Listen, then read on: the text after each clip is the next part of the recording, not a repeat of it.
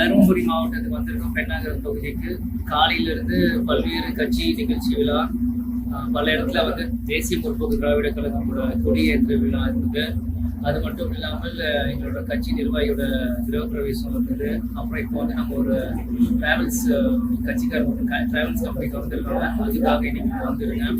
இன்னைக்கு வந்து கொடி அறிமுகப்படுத்திருக்காரு. இது வந்து தமிழ்நாட்டுக்கான வளர்ச்சிக்கான கொடி. எல்லாருமே புதுசா வரும்போது அது சொல்லுவாங்க, தப்பு ரைட்டுன்னு சொல்ல முடியாது. அவங்க முயற்சி எல்லாருமே எடுக்கிறாங்க. அதை வந்து தமிழ்நாடு வந்து தொடர்ந்து அது 2 கட்சிக்கு மட்டுமே ஆதரவு கொடுத்துட்டு இருக்காங்க. மற்றவங்க யாரும் ஆதரவு கொடுக்கனாலும் பெருசா தெரியறதில்லை. இன்னைக்கு அண்ணா விஜய் அண்ணா வந்து நீங்க அதை சொல்லியிருக்கிறாருன்னா வரவேற்கிறோம். அவரோட முயற்சி, அவரோட விஷயத்துக்கு வாழ்த்துறோம். அவர் பண்றாரா இல்லையா நம்ம பொறுத்திருந்தா அது பார்க்கணும். அவர் கொடி வந்து தமிழுக்கு வளர்ச்சி கொடுக்குறா இல்லையா நம்ம பொறுத்திருந்தா அது பார்க்கணும். ஒரு 2 நாளைக்கு முன்னாடி உங்க வீட்டு கூட வந்திருக்காங்க.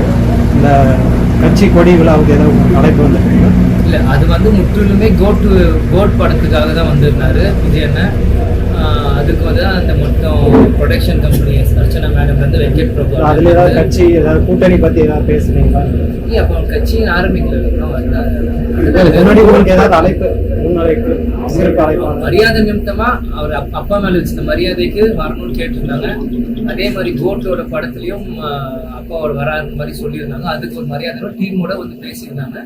அதுக்கு ஒரு மரியாதை அடைச்சு நீ வீட்டுக்கு வரணுன்றப்போ வாங்கண்ணே நாங்க எல்லாருமே இருக்கோம்னு சொல்லி தான் பண்ணோம். அரசியல் நாங்க இது பேசுவோம். இந்த மாதிரிதான்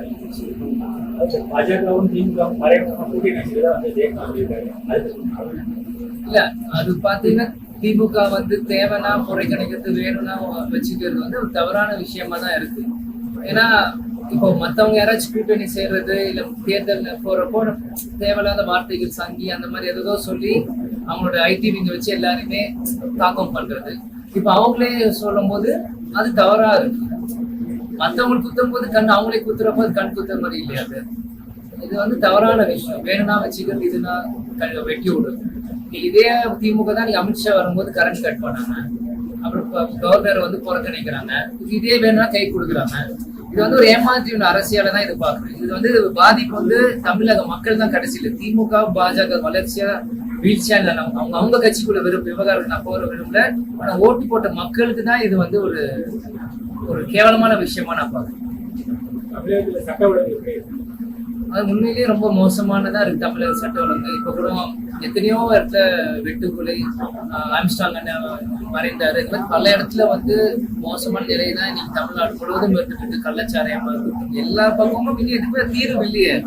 அடுத்தடுத்து நிகழ்வு தான் போயிட்டு இருக்காங்க. பழைய நிகழ்வுக்கு எதுவும் முடிவு இல்லை. டெய்லி ஒரு இதான் நடந்துட்டு இருக்கு. அதை நம்ம நோக்கி நம்ம நியூஸ் ஆகி போயிட்டே இருக்கோம். பழசுக்கு எதுவும் ஒரு தீர்வே இல்லை. இது வந்து தமிழக அரசாங்கம் தான் பதில் சொல்லணும். பெண்கள் வந்து சுதந்திரமா வாழக்கூடிய மாநிலம் வந்து தமிழ்நாடு அப்படின்னு சொல்லி முதல்வர் சொல்லியிருக்காரு. பாத்தீங்கன்னா பெண்கள் நம்ம குறை சொல்லும் போது ஆண்கள் நம்ம சரியா இருக்கணும். நம்ம எல்லா இடத்துலயுமே ஆண்கள் தவறு செய்யறதுனால அவங்க, ஏன்னா பெண்கள் அவங்களும் ஒரு நம்மள மாதிரி ஒரு ஹியூமன் தான் அவங்களும். இது இந்த மாநிலம் நான் பெருமை சொல்ற விஷயம்னா இல்ல. தமிழ்நாட்டுல சுதந்திரமா இருக்கேன், பக்கத்து ஸ்டேட்ல சரியில்லைன்றது வந்து சுட்டி காட்டக்கூடாது. எல்லா இடத்துலயுமே ஆண்கள் கண்ணியமா இருக்கணும். பெண்கள் இந்தியா முழுவதும் உலகம் முழுவதும் சுதந்திரமா இருக்கணும். இதை வந்து நான் தனிமைப்படுத்தி இதை பெருமைக்குள்ள விஷயமா முதல்ல சொல்றதே ஃபர்ஸ்ட் ஆஃப் ஆல் தப்பு. அது சொல்லக்கூடாது. இது என்ன பெருமையான விஷயம்? நம்ம கள்ளச்சாரிய தமிழ்நாட்டுல காய்ச்சல் பெருமையா சொல்லாமா? இது தவறான விஷயம். தனியார் பெண்கள் சுதந்திரமா இருக்காங்க, சேஃபா இருக்காங்கன்னு சொல்லிட்டு அது தமிழ்நாட்டு ஆண்கள் கண்ணியமா இருக்காங்கன்னு தான் அதுல ஃபர்ஸ்ட் அர்த்தமே இருக்கு. வந்து இப்ப அரசியல் இறங்கிட்டீங்க, கட்சியோட ஒரு தொண்டராகவே இருக்கிறீங்க. கட்சியோட முக்கிய பதவிகளுக்கு எப்ப வர போறீங்க? இல்ல, ஆரம்பம் ஃபர்ஸ்ட் சொன்ன மாதிரிதான் தொண்டர்கள் எல்லாமே என் தம்பியை அழைச்சாங்க. அவங்களோட மரியாதை ஏற்று தான் நான் கட்சி வந்தேன். அப்புறம் கேப்டன் காலமானாரு. அப்புறம் தேர்தல் வந்ததுனால ஒரு வேட்பாளராக தேர்தலை சந்தித்தேன். இப்போதான் எங்க அம்மா நம்ம அண்ணியார் வந்து ஒரு பொறுப்பு வந்திருக்காங்க. இனி கட்சி பொறுப்புகள் எல்லாம் வருமானு எங்க தலைமையில இருக்க அண்ணன் இளங்கோ, எங்க அம்மா எல்லாருமே சேர்ந்து முடிவு எடுத்தாதான். நான் ஃபர்ஸ்ட் இருந்து சொன்னேன், எதுக்குமே நான் நோ சொல்ல மாட்டேன், நான் பின்னாடி வருவேன் அப்படின்ட்டு போலி பேச்சு எனக்கு தெரியாது. எனக்கு தெரியும் ஒவ்வொரு நாள் அரசியலுக்குள்ள வருவேன், நான் வந்து உள்ளே தேர்தலுக்குள்ள நடிக்க மாட்டேன் அப்படின்னு போலி பேச்சு எனக்கு பேச தெரியாது.